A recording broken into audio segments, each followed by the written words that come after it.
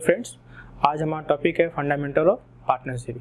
इसमें हम पढ़ेंगे definition of partnership, essential features of partnership, partnership deed, importance of partnership deed and in the absence of partnership deed partnership act के कौन कौन से provision applicable होते हैं। आइए देखते हैं।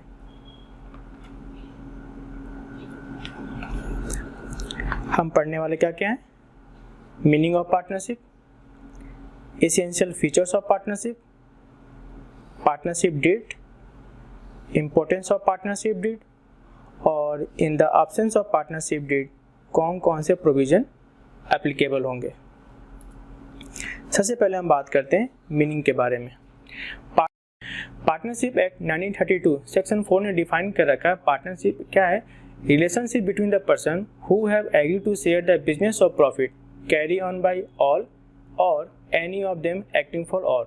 यानी पार्टनरशिप क्या एक रिलेशनशिप है, एक एग्रीमेंट है। किसके बीच में? पर्सन के बीच में। एग्रीमेंट किस बात का है कि उनके द्वारा किए जाने वाले बिजनेस से जो भी प्रॉफिट होगा उसे वो आपस में क्या करेंगे? बांटेंगे। लॉस बंटना कंपलसरी नहीं है, बटे अलग बात है, लेकिन पार्टनरशिप एक्ट क्या कहता है कि पार्टनरशिप होने के लिए प्रॉफिट बंटना कंपलसरी है।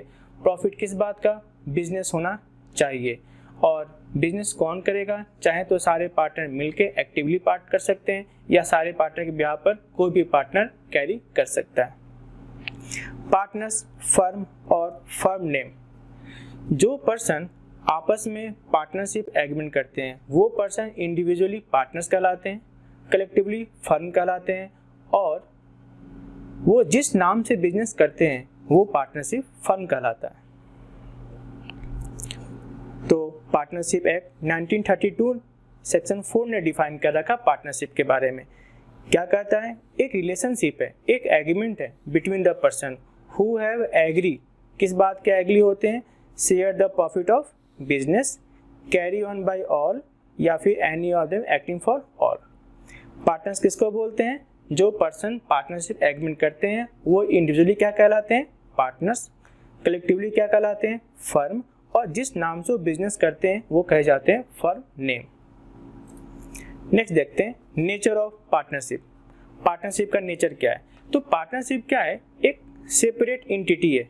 अकाउंटिंग पॉइंट ऑफ व्यू से हम बात कर रहे हैं, तो अकाउंटिंग पॉइंट ऑफ व्यू से इसका नेचर क्या है? पार्टनरशिप पार्टनर से एक सेपरेट एंटिटी होता है, यानी बिजनेस अलग है और पार्टनर्स अलग है। लेकिन अगर लीगल पॉइंट ऑफ व्यू की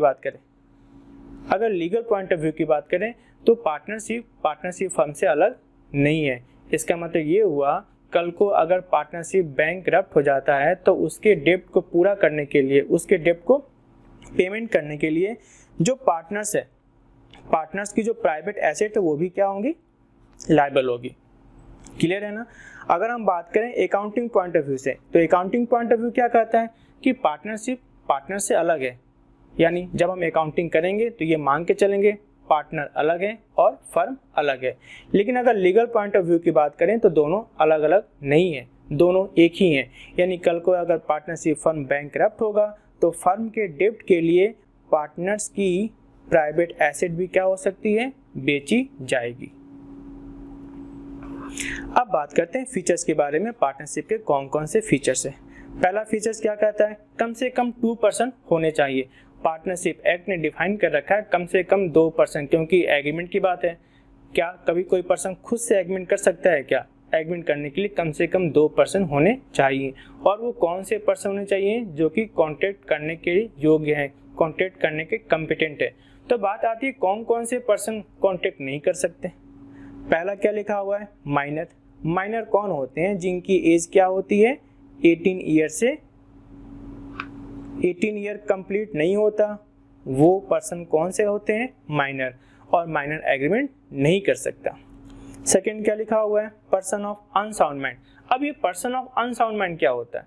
पर्सन ऑफ अनसाउंड माइंड वो पर्सन होते हैं जो मेरी द्वारा कही गई बात या फिर कॉन्ट्रैक्ट में जो बात लिखी हुई है उसको समझ नहीं सकते, या फिर अगर समझ सकते हैं तो उस पर जो जजमेंट करेंगे उसका उनके ऊपर क्या फर्क पड़ेगा वो समझ नहीं सकते।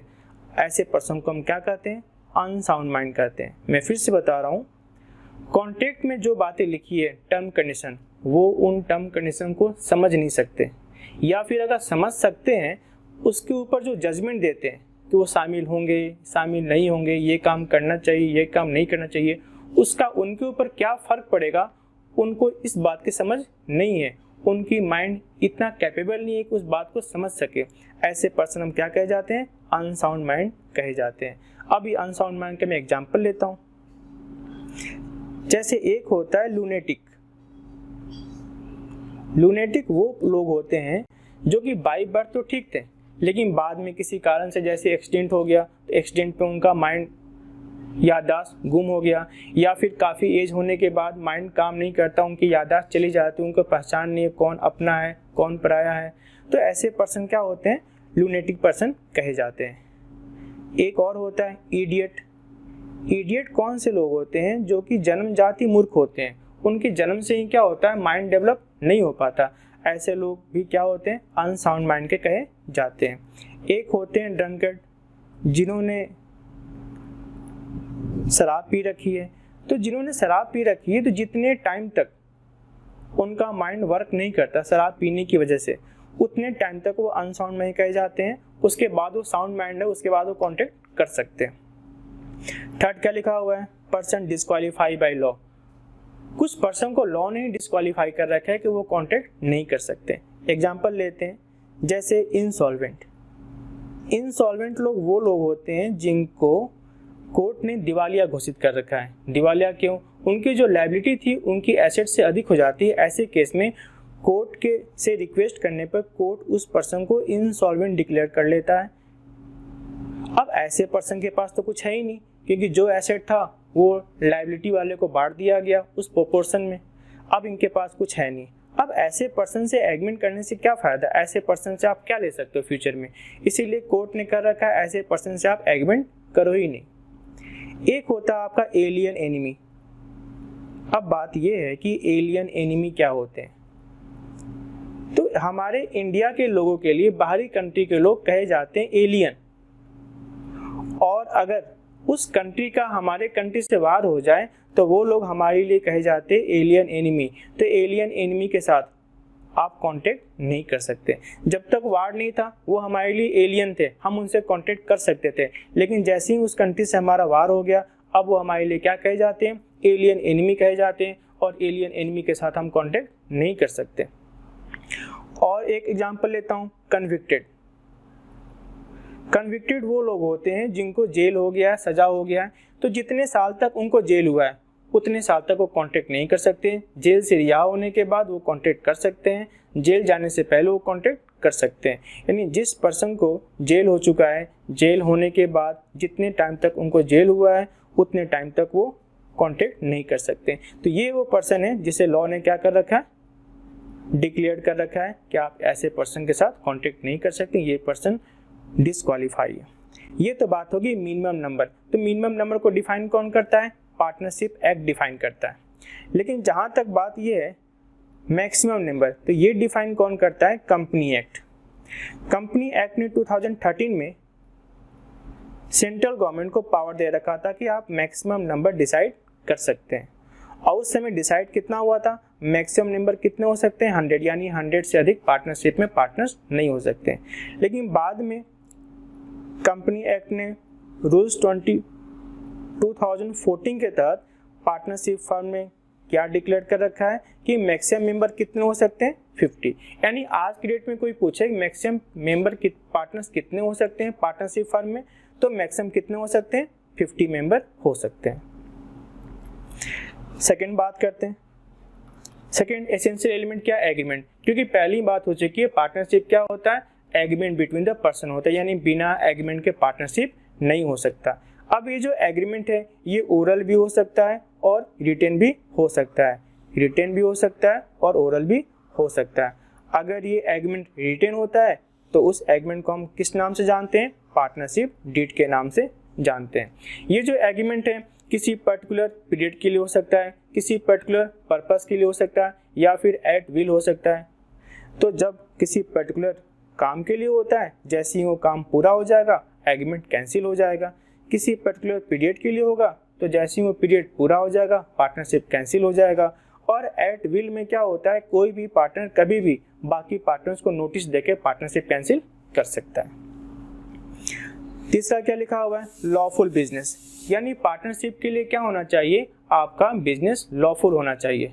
बात हुई थी ना sharing of profit of business, यानी बिजनेस तो होना ही चाहिए और वो बिजनेस क्या होना चाहिए, लॉफुल होना चाहिए। बिजनेस मीन्स बाई सेल, चाहे वो गुड्स का हो चाहे वो सर्विस का हो, तो उसमें क्या हो सकता है, ट्रेड हो सकता है, वोकेशन हो सकता है और प्रोफेशन भी हो सकता है। एग्जिस्टेंस ऑफ बिजनेस, और क्या लिखा हुआ आपका, profit motive.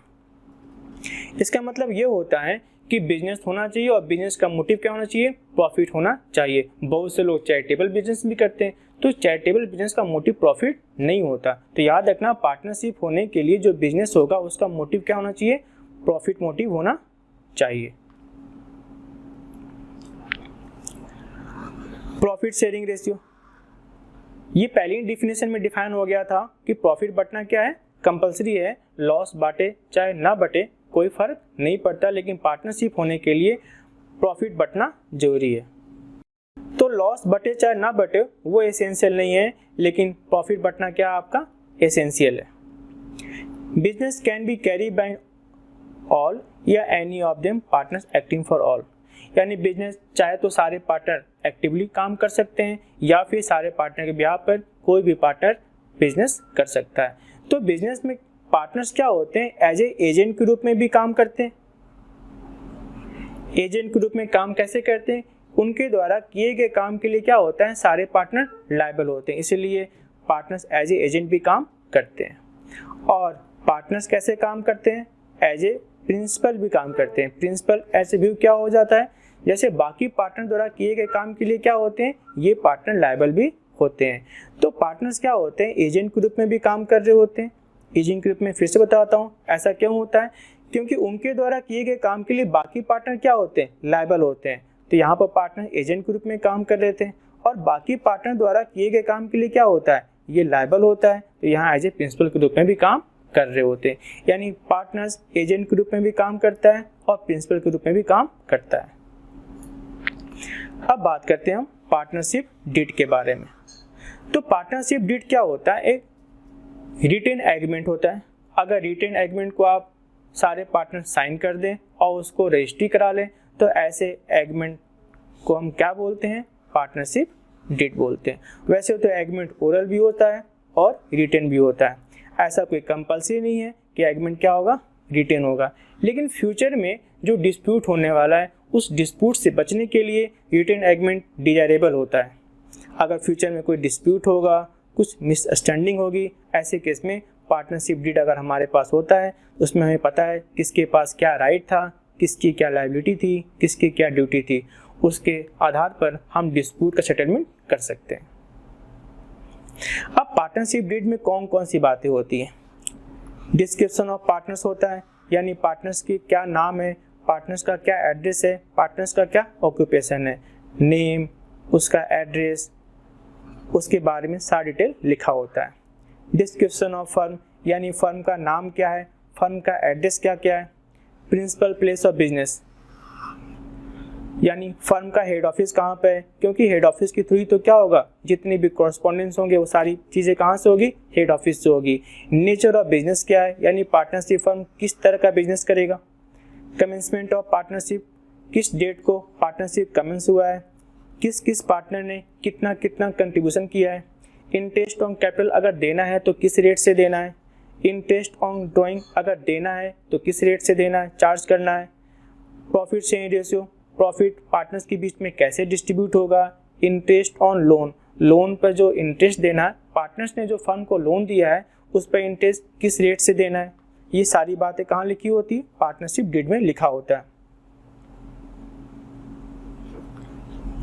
Remuneration to partners, partners को सैलरी देनी है, कमीशन देनी है तो कितनी देनी है। अगर कोई पार्टनर नया पार्टनर आता है, कोई पुराना पार्टनर रिटायर होता है या डेथ कर जाता है, उस केस में वैल्यूएशन ऑफ गुडविल कैसे डिसाइड होगा। सेम वही बात है, जब कोई नया पार्टनर आता है या पुराना पार्टनर रिटायर होता है, डेथ कर जाता है या फिर रेशियो चेंज हो जाता है, उस केस में एसेट का वैल्यूएशन कैसे किया जाएगा। जब कोई पार्टनर रिटायर होगा या डेथ होगा, उस केस में सेटलमेंट कैसे होगा। अकाउंटिंग पीरियड, बुक किस डेट को क्लोज होगा, ताकि पता चल सके फर्म को क्या प्रॉफिट है, क्या लॉस है, पार्टनर्स की क्या राइट है, क्या ड्यूटी है। ये सारी बातें कहाँ लिखी रहती है, पार्टनरशिप डीड में लिखी रहती है। और ऐसा करने से फायदे ये है, कल को कोई डिस्प्यूट होगा, उस केस में पार्टनरशिप डीड को शो करके उस डिस्प्यूट को रिजॉल्व किया जा सकता है। ड्यूरेशन ऑफ पार्टनरशिप, पार्टनरशिप जो बना है वो किसी स्पेसिफिक पीरियड के लिए है, किसी स्पेसिफिक पर्पस के लिए है, या फिर एट विल है। अगर किसी स्पेसिफिक पीरियड के लिए बना होगा तो जैसे ही वो पीरियड क्या हो जाएगा, जैसे मान लो बना है 3 साल के लिए, तो 3 साल बाद क्या हो जाएगा, पार्टनरशिप कैंसिल हो जाएगा। अगर बना है किसी पर्पस के लिए, जैसे ही वो पर्पस पूरा होगा पार्टनरशिप कैंसिल हो जाएगा। या फिर एट विल, एट विल में क्या होता है, कोई भी पार्टनर कभी भी बाकी पार्टनर्स को नोटिस देके पार्टनरशिप कैंसिल कर सकता है। बैंक अकाउंट ऑपरेशन, यानी फर्म का जो बैंक होगा उस पर पैसे निकालने के लिए किस किस का साइन होगा, क्या सारे पार्टनर के साइन होना जरूरी है, या कोई भी पार्टनर को आपने अथॉरिटी दे रखी है, वो पार्टनर्स अकाउंट से क्या कर सकता है, डील कर सकता है। डेथ ऑफ पार्टनर, अगर किसी पार्टनर की डेथ हो जाती है तो उसके बाद भी फर्म चलता रहेगा, या फर्म क्या होगा, डिजॉल्व हो जाएगा। क्योंकि पार्टनरशिप तो अपने आप कैंसिल हो जाएगी, क्योंकि पार्टनरशिप क्या होता है, एग्रीमेंट होता है। जैसे ही कोई पार्टनर गया अब तो नया एग्रीमेंट बनेगा, नया एग्रीमेंट बनने का मतलब ये है पुराना एग्रीमेंट कैंसिल, यानी पार्टनरशिप कैंसिल। लेकिन जो फर्म के नाम से चल रहा था वो फर्म कंटिन्यू रहेगा या डिजॉल्व होगा, ये पार्टनरशिप डीड में लिखा रहता है। सेटलमेंट ऑफ डिस्प्यूट, कल को कोई डिस्प्यूट होता है उसका सेटलमेंट कैसे किया जाएगा पार्टनरशिप के बीच में, तो ऐसे केस में पार्टनरशिप डीड काफ़ी इंपॉर्टेंस रहता है, क्योंकि इसमें लगभग सारी बातें लिखी रहती है, कैसे कैसे पार्टनर वर्क करेंगे, पार्टनर्स की क्या ड्यूटी होगी, पार्टनर्स की क्या लायबिलिटी होगी, पार्टनर्स की क्या राइट होगी, ये सारी बातें डीड में लिखी रहती है। अब बात करते हैं importance of partnership deed. Partnership deed का क्या इंपॉर्टेंस है, तो पार्टनरशिप डीड अगर रिटन में है, सबका साइन है और वो रजिस्टर्ड है, ऐसे केस में क्या बन जाता है, वो एक लीगल डॉक्यूमेंट बन जाता है। और उस लीगल डॉक्यूमेंट के आधार पर पार्टनर्स के बीच में अगर कभी डिस्प्यूट होता है, वो डिस्प्यूट को आप क्या कर सकते हो, डिजॉल्व कर सकते हो। अब इसमें सारी बातें लिखी रहती है, राइट, ड्यूटी, लायबिलिटी। दूसरी बात है, अगर कल को डिस्प्यूट होगा तो चूंकि पार्टनरशिप डीड एक रिटन डॉक्यूमेंट है, एक लीगल डॉक्यूमेंट है, तो उसके बेसिस पर हम क्या कर सकते हैं, किसी भी डिस्प्यूट को डिजॉल्व कर सकते हैं, सॉल्व कर सकते हैं। अब बात यह है कि अगर पार्टनरशिप डीड ना हो तो क्या होगा। कहता है is essential to a partnership deed, essential है क्या, एसेंशियल तो नहीं है, क्योंकि पार्टनरशिप तो क्या हो सकता है, जो एग्रीमेंट है वो ओरल भी हो सकता है, यानी एसेंशियल नहीं है, कंपलसरी नहीं है, लेकिन डिजायरेबल तो है, क्योंकि कल को अगर डिस्प्यूट होगा तो ओरल आप कहाँ प्रूफ कर सकते हो, लेकिन अगर आपके पास लीगल डॉक्यूमेंट है यानी रिटन एग्रीमेंट है, ऐसे केस में आप डिस्प्यूट को सॉल्व कर सकते हो। तो एसेंशियल तो नहीं है, लेकिन क्या है, आपका डिजायरेबल तो है। अगर पार्टनरशिप डीड एग्जिस्ट ना हो, ऐसे केस में पार्टनरशिप एक्ट की जो प्रोविजन है 1932 के, वो एप्लीकेबल हो जाते हैं। आइए देखते हैं, अगर पार्टनरशिप डीड क्या हो, अब्सेंस हो, ऐसे केस में क्या होगा, इंडियन पार्टनरशिप एक्ट के प्रोविजन आपके ऊपर एप्लीकेबल हो जाएंगे। अब वो प्रोविजन है क्या क्या, शेयरिंग ऑफ प्रॉफिट की अगर बात की जाए तो अगर डीड नहीं है तो कैसे बांटा जाएगा, इक्वल बांटा जाएगा। इंटरेस्ट ऑन कैपिटल, अगर डीड नहीं है तो पेमेंट नहीं किया जाएगा। इंटरेस्ट ऑन ड्राइंग, अगर डीड नहीं है तो चार्ज नहीं किया जाएगा। इंटरेस्ट ऑन एडवांस, अगर डीड नहीं है तो कम से कम क्या देना पड़ेगा, 6% देना पड़ेगा। इंटरेस्ट ऑन लोन, पार्टनर्स ने क्या किया है, फर्म को लोन दिया है, अगर डीड नहीं है तो ऐसे केस में भी कम से कम कितना देना पड़ेगा, 6% तो आपको देना ही पड़ेगा, चाहे आपकी प्रॉफिट है चाहे प्रॉफिट नहीं है। रेम्युनरेशन ऑफ पार्टनर, अगर डीड नहीं है तो देना नहीं है। एडमिशन ऑफ पार्टनर्स, अगर डीड नहीं है तो अगर सारे पार्टनर चाहें तो ही नया पार्टनर एडमिट हो सकता है, अगर सारे पार्टनर नहीं चाहेंगे तो एक भी पार्टनर अगर नहीं चाहेगा तो नया पार्टनर एडमिट नहीं हो सकता। अब नेक्स्ट टॉपिक में हम पढ़ेंगे पार्टनर्स, टाइप्स ऑफ पार्टनर्स और duties of partners. Thank you.